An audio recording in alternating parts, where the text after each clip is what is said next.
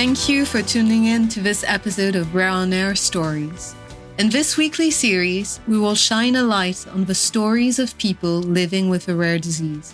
I'm your host, Lise Fernand, and in today's episode, we will hear Amber's story. My name is Amber, and I live in Queensland. I was born with Netherton syndrome, which is a form of ichthyosis. Ichthyosis is an extremely rare and incurable condition currently affecting 1 in 250,000 people worldwide. This condition makes my skin very red, dry, sore and itchy, which causes irritability and makes me prone to infections.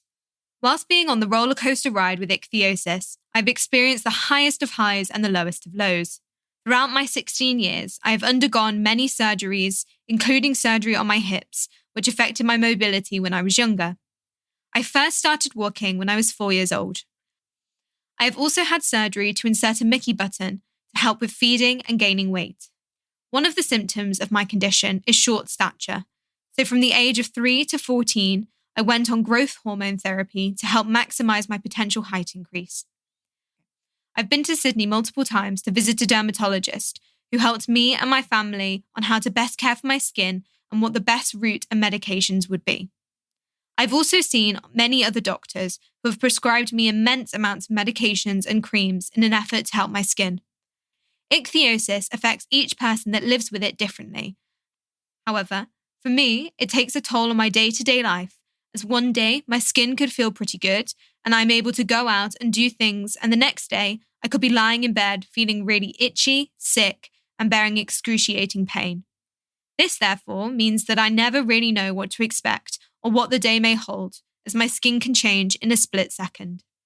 In my 16 years on this planet, I have ticked off some of the biggest things on my bucket list, including swimming in the ocean, as it was only this year that I was able to go into the ocean, as my condition had stopped me from being able to fully experience it and swim in there due to the pain it caused me on previous attempts.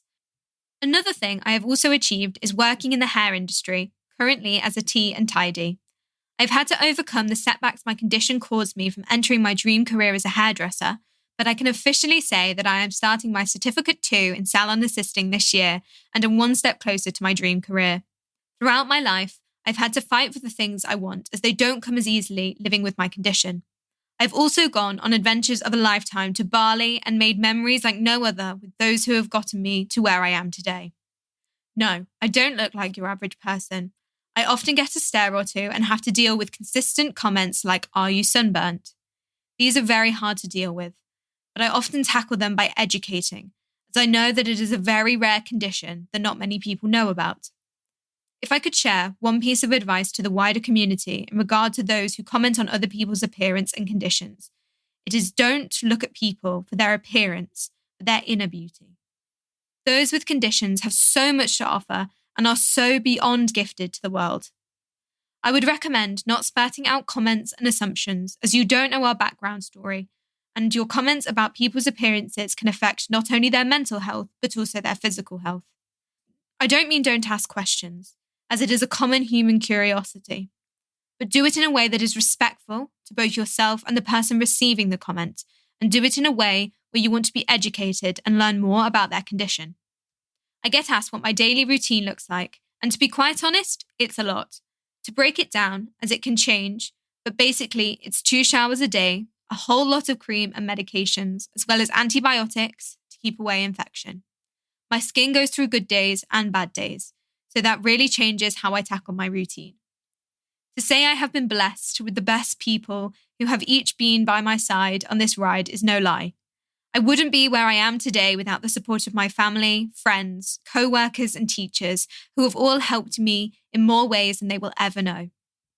My message to those living with a rare disease is that you are going to have good days and bad, but take each day as it comes.